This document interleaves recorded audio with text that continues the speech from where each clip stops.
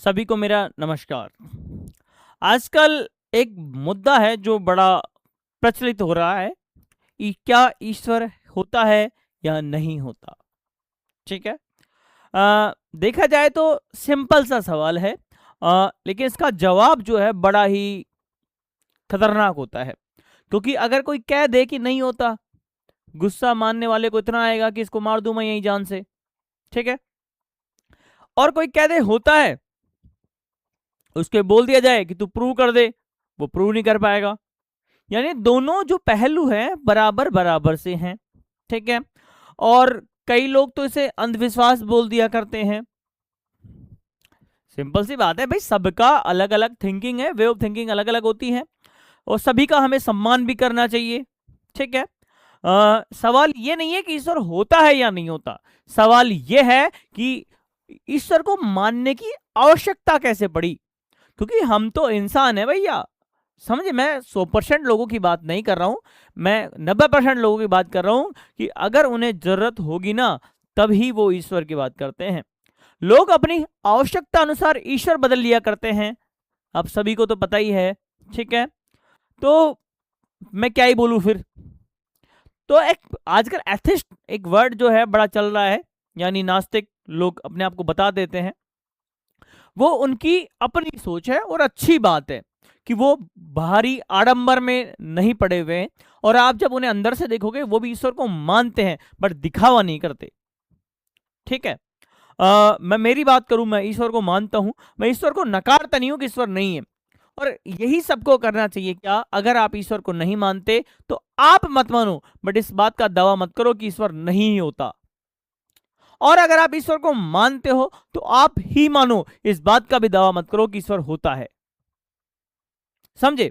बात करता हूं मैं, देखो कि ईश्वर होने की और नहीं होने की आवश्यकता क्या पड़ी। देखो, अगर आप एक अच्छी फैमिली से बिलोंग करते हैं, आपके पास अच्छा पैसा है, आप ईश्वर को मानो या ना मानो उससे कोई फर्क नहीं पड़ेगा।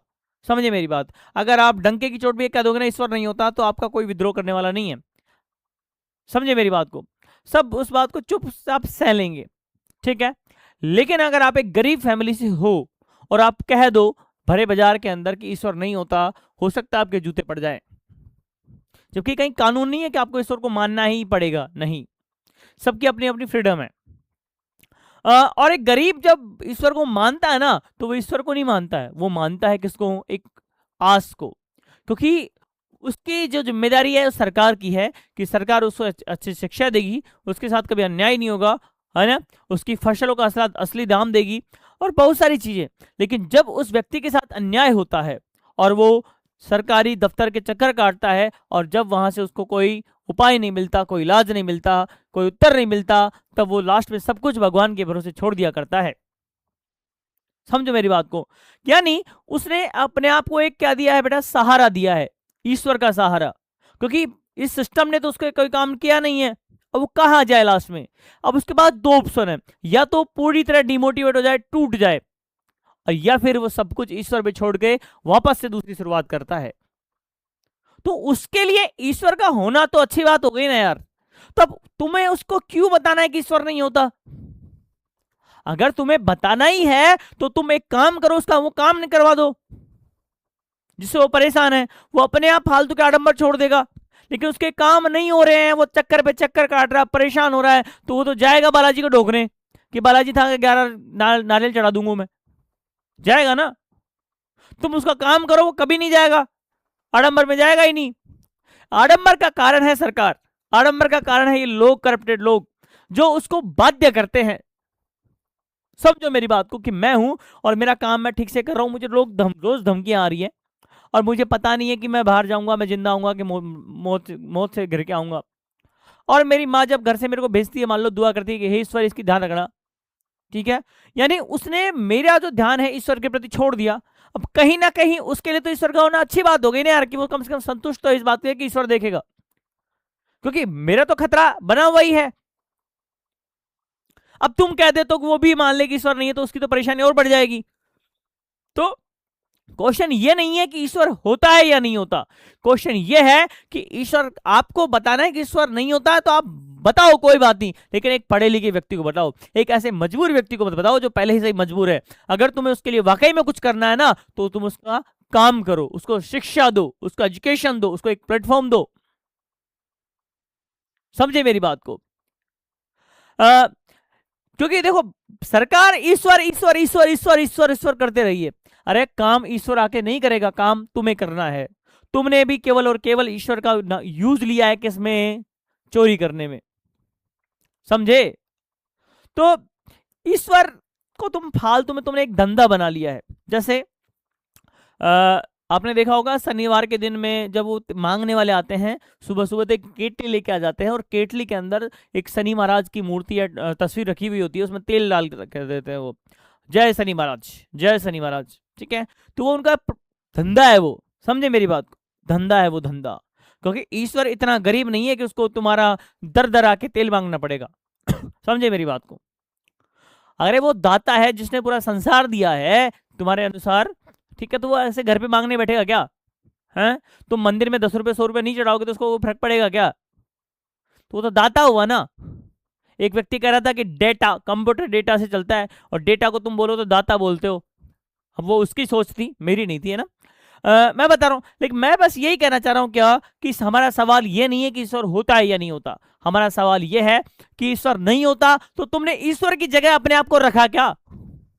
क्योंकि उसके लिए वो केवल ईश्वर नहीं, उसके लिए वो एक पॉजिटिव सोच है, जिससे वो नेगेटिविटी से निकलता है, अपने आप को नेगेटिविटी से दूर रखता है। अगर उसके साथ कुछ गलत हुआ है ना, और वह अगर ईश्वर पे ना छोड़े, तो हो सकता है सुसाइड कर लेगा, हो सकता है और ज्यादा दुखी रहेगा, हो सकता है वो डिप्रेशन चले जाएगा। एक बच्चा जिसका एग्जाम में सिलेक्शन नहीं हुआ है पूर्ण तरह पढ़ाई करने के बाद भी, ठीक है, और जब माता पिता उसके पास आते हैं, बोलते हैं बेटा ईश्वर पे भरोसा रख, इस बार नहीं तो अगली बार जरूर होगा। यानी उन्होंने एक थर्ड पावर के ऊपर अपना सारी की सारी अपने आप को डिपेंड कर दिया है ना? लेकिन ऐसा नहीं कि वो मेहनत नहीं करे, वो मेहनत भी करेगा। समझे मेरी बात? तब जाकर उसका सिलेक्शन होगा। समझे मेरी बात को? अगर एक गरीब का बच्चा बिना पढ़े लिखे केवल और केवल ईश्वर के नारियल चढ़ाता जाए, चढ़ाता जाए, चढ़ाता जाए, वो कभी भी उसमें एग्जाम में पास नहीं होने वाला। और ये बात सत्य है। ईश्वर एक पॉजिटिव आपको रखने की सोच है, एक पॉजिटिव एनर्जी है। और ईश्वर, एक बात कहा है किसी व्यक्ति ने कि कण कण में ईश्वर है। कण कण मतलब मेरे अंदर भी ईश्वर है। मेरे अंदर ईश्वर कहाँ है? मैं बताऊं, आपके अंदर की जो पॉजिटिव सोच है ना, कि आपका पूरा वातावरण पूरी नेगेटिविटी से घिरा हुआ है, और वहां से आपके अंदर एक पॉजिटिविटी का बीज निकलता है, वही तो ईश्वर है। ईश्वर मंदिरों में नहीं मिलेगा। समझे मेरी बात को?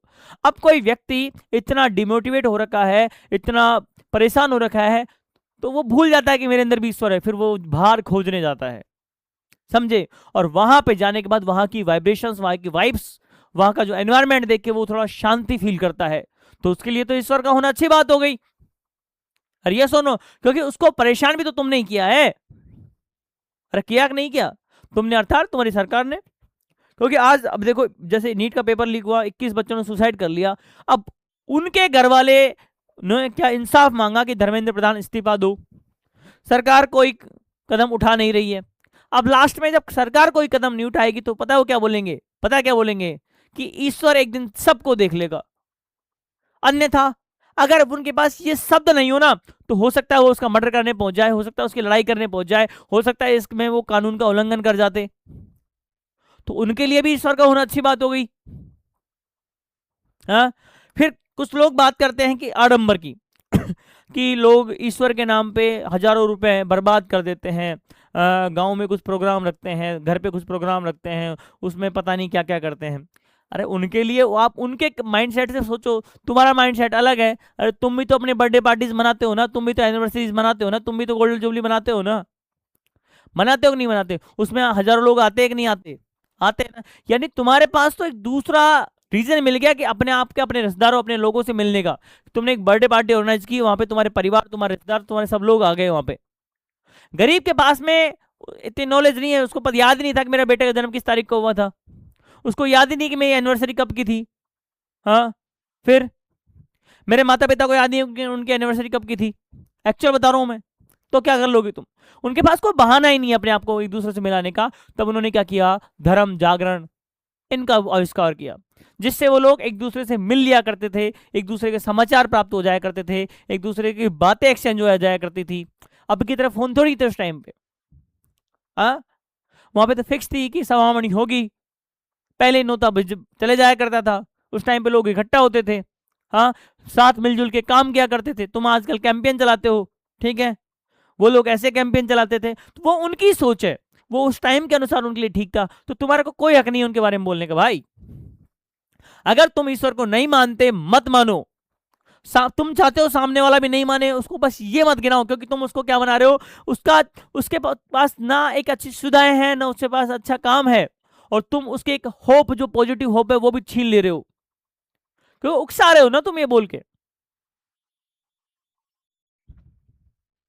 समझे? क्योंकि अगर मैं देखो, आप, मैं मानता हूं आपकी सोच गलत नहीं है, आप अपनी जगह सही हो, लेकिन आप एक एलकेजी वाले बच्चे को ट्रिग्नोमेट्री थोड़ी पढ़ाओगे यार। समझे? एलकेजी वाला बच्चा बोल दे कि सूरज पश्चिम से उगता है, तो आपको वहां मानना पड़ेगा, आप उसको वहां पे समझाने नहीं बैठोगे ज्योग्राफी, क्योंकि अभी उसकी सोच एलकेजी वाली है। समझे मेरी बात को? तो मैं ये कह रहा हूं कि तुम्हारा मुद्दा ये नहीं होना चाहिए कि ईश्वर है या नहीं है, तुम्हारा मुद्दा ये होना चाहिए कि एजुकेशन कितनी दी तुमने, तुमने उनके लिए सुविधाएं कितनी दी। समझे? आप अमेरिका की, चाइना की बात करते हो कि वहां पे ईश्वर को इतना नहीं मानते, यहाँ पे इतना आडंबरवाद नहीं है, वहां पे इतना पाखंडवाद नहीं है। वो इसलिए तो नहीं है कि वहां पे एजुकेशन है। एजुकेशन दूर करती है पाखंडवाद को, एजुकेशन दूर करती है आडंबर को। तुम्हारा ये कैंपेन नहीं करता है, तुम्हारा एथिस्ट होना नहीं करता है। तुम्हारा एथिस्ट होना यहाँ पे एक असंतुलन क्रिएट करता है, पता है?